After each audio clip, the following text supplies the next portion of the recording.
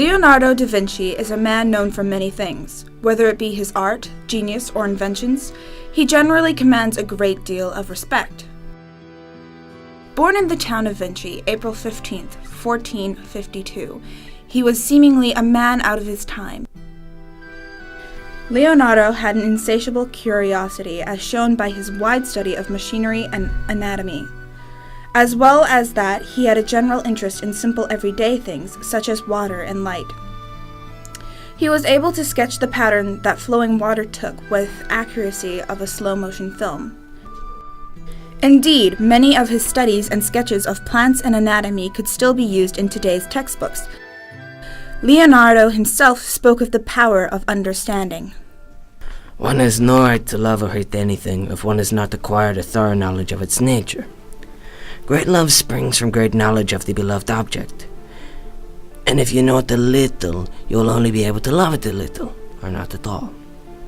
Little is known about his childhood. In more than 7,000 pages of notes and sketches, he did not mention it once.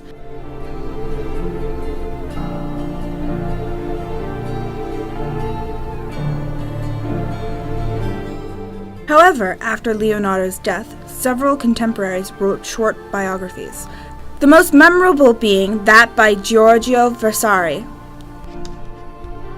Leonardo was apprenticed by his father to Andrea del Verrocchio of the famous Florentine artist's workshop at about the age of 14. There he helped Verrocchio paint the baptism of Christ, painting some of the landscape and the far left angel. According to Vasari, upon seeing Leonardo's work, Verrocchio never picked up a brush again. Although Leonardo's father was the one to apprentice him to Verrocchio, the relationship was distant.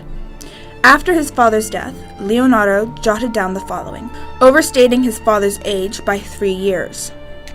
On the 9th of July, 1504, Wednesday at 7 o'clock, died Ser Piero da Vinci at the Palace of Podesta, my father.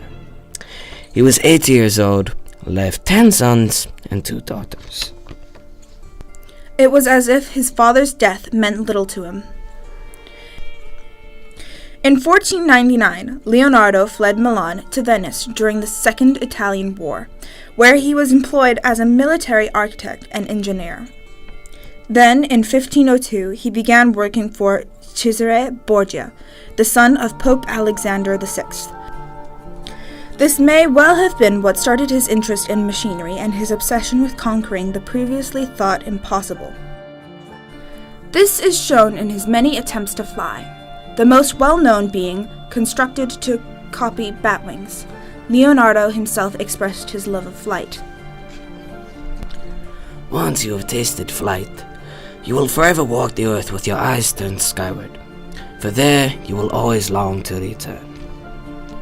While Leonardo's flying machines may have been among the most well-known, he had many other ideas. Even today, they would be able to function with little or no adjustment. But that was not all Leonardo mastered. Starting back with his apprenticeship with Verrocchio, Leonardo had an interest in anatomy. He made many notes and anatomical sketches. Because he was a successful artist, Leonardo was given permission to dissect human corpses from local hospitals. During 1510 and 1511, he worked together with the doctor Marcanto del Torre. It was during this time he was able to draw one of the first scientific drawings of a fetus in the womb. Leonardo's genius is still admired today. There are many modern representations of him throughout many contexts. He appears in the Marvel Comics S.H.I.E.L.D. as one of the founders, and DC have a comic based on Leonardo and his assistant Sally called Caricio. He is also a character in the game series Assassin's Creed as the protagonist's friend and assistant. This modern fascination with Leonardo today is no surprise, as his genius is one to marvel at even now.